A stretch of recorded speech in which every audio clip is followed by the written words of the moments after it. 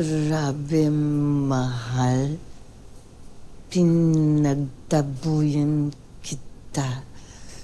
Pinagsalitaan kita ng masama.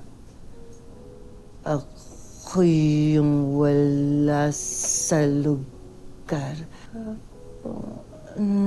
Napakasama ko.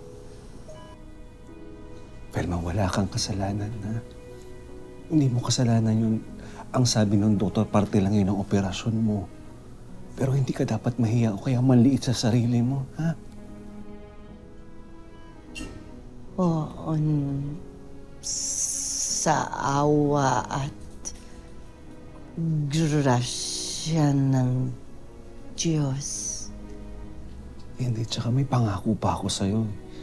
Kailangan magtagumpay yung annulment, tapos magpapakasal tayo, di ba?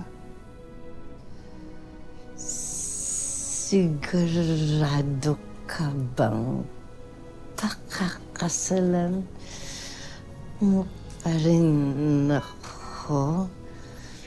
Kahit kung waring hindi na babalik alaala ko.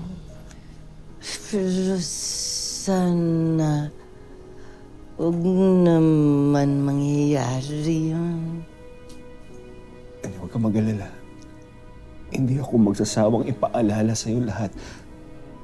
Lalo na yung masasayang alaala natin.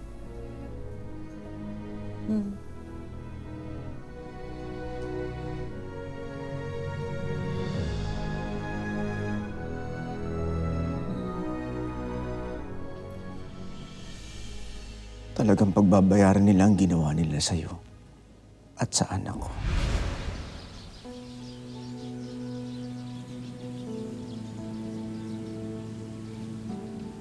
Nak, nandito ng Papa. Pero ang gago ko, I'm too late. Hindi man lang tayo nagkaroon ng panahon na magkakilala ang isa't isa. Gumawa ng memories together.